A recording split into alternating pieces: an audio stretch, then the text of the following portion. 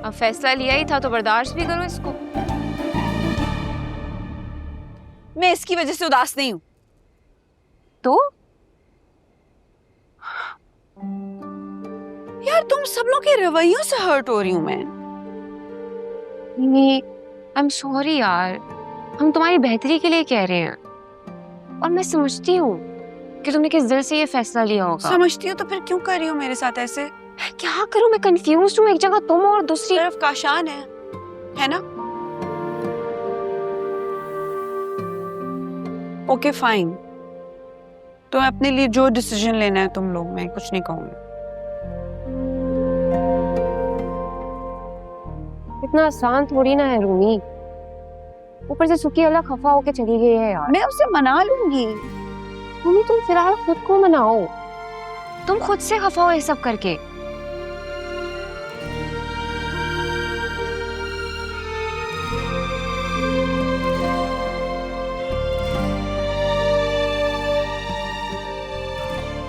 पता नहीं क्या कर रही हूँ मैं।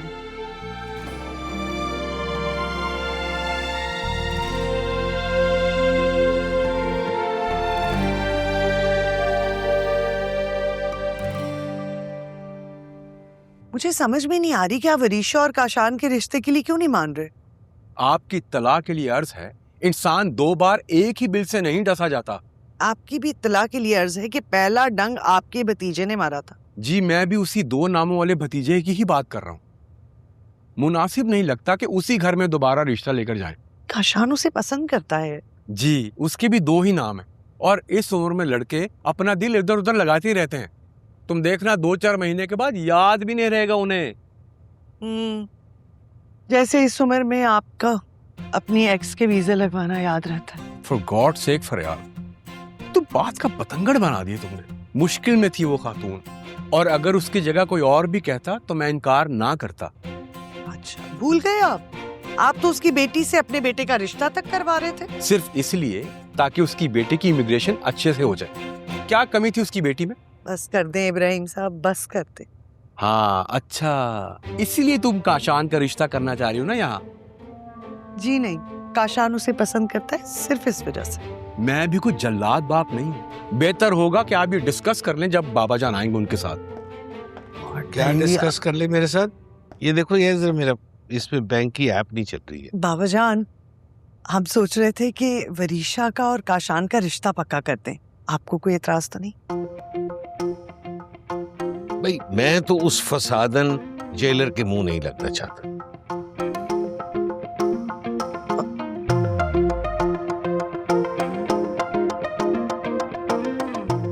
लेकिन अगर तुम्हारे मुंह को वो ये रिश्ता कबूल कर लेती है तो 100 बिस्मिल्लाह।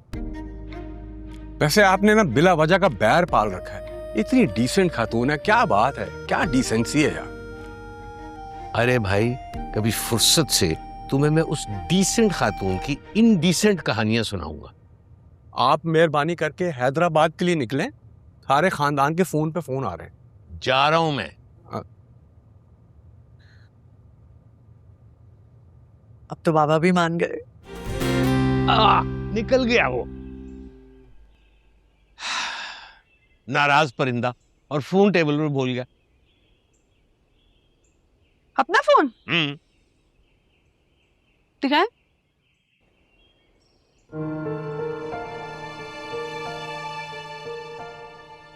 और वॉलपेपर चेंज करना भी भूल गया।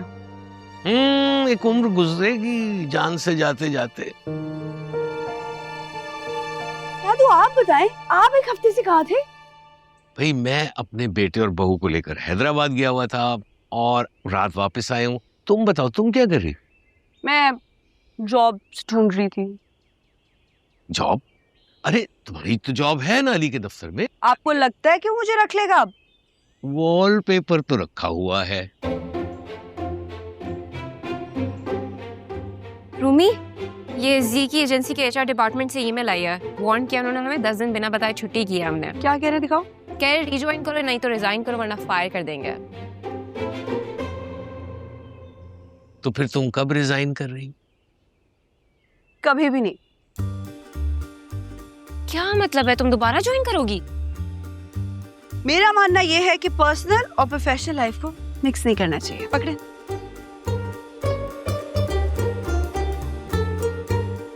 अब भला इसका क्या मतलब हुआ? इसका मतलब है लड़ेंगे मरेंगे मगर एक जगह पर, सींग फंसा के। तो इसका मतलब वही है जो मैं समझ रहा हूँ। जी जी अंकल एडी, आप बिल्कुल सही समझ रहे हैं। कोई है भाई? तुम क्या मुंह उठाए मौत के फरिश्ते की तरह धमकते हो? तो फिर मैं बैठ जाता हूँ। क्यों? क्या कोई और बर्बादी फेरनी हमारे यहाँ?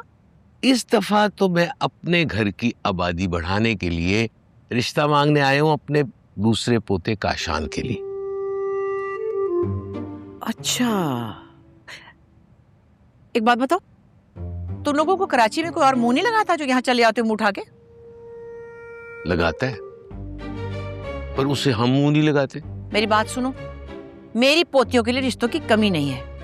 वो तो तुम्हें भी नहीं थी कभी भी कमी रिश्तों की, बस तुम्हारी करीब की नजर थोड़ी कमजोर है, वो उसकी। शुक्र करो नजर खराब थी, कैरेक्टर खराब नहीं था तुम्हारी तरह। अच्छा बस काम की बात करो, मेरे पास फजूल टाइम नहीं वेस्ट करने के लिए। भाई काम की बात ये है कि मेरे पोते और तुम्हारी पोती में इंटरेस्ट डेवलप हो गया, तो तुम्हारा क्या ख्याल है?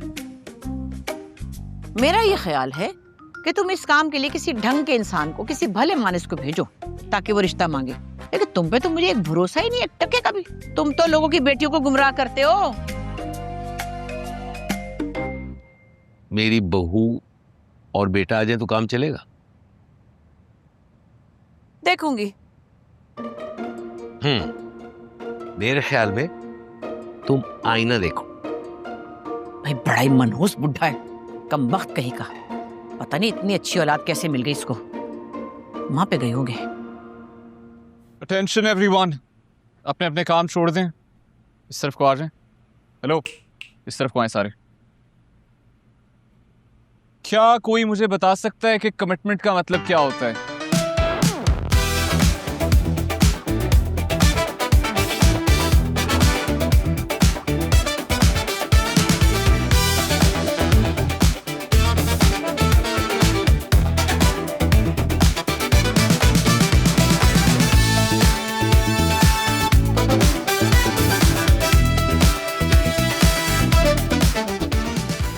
Good morning sir. Good morning.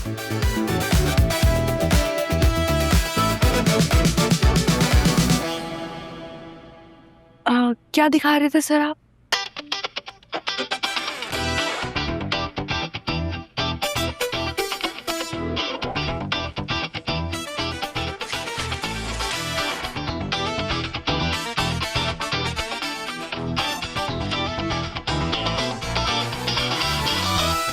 दो दिन पहले की डेडलाइन थी ना सिद्दीकी साहब की कैंपेन की। जी आज हो जाएगी फाइनल। मैं 2 दिन पहले की बात कर रहा हूँ, आज की बात नहीं कर रहा। तो हम छुट्टी पे थे अपनी शादी के सिलसिले में।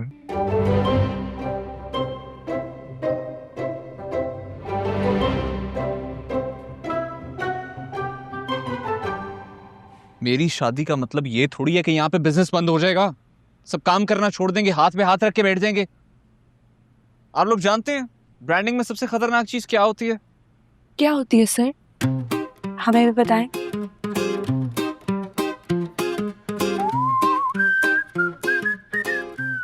ट्रस्ट। और जब ट्रस्ट टूट जाए तो पूरा स्ट्रक्चर हिल जाता है।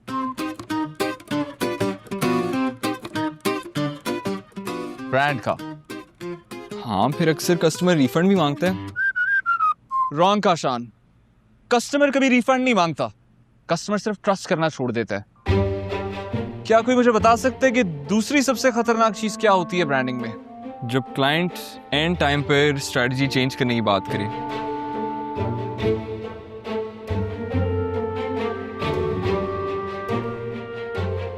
एग्जैक्टली। रिब्रांडिंग करें इस प्रोडक्ट की, कल प्रेजेंटेशन देनी है हमने। सर इतना जल्दी कौन करेगा? कोई ऐसा शख्स जो लास्ट मिनट पे स्ट्रैटेजी चेंज करने का माहिर हो, डेडलाइंस को बीट करना जानता हो। एनीवन?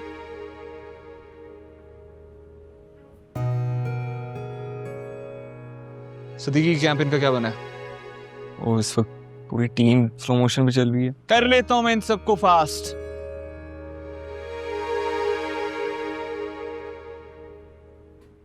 मैं कर सकती हूँ।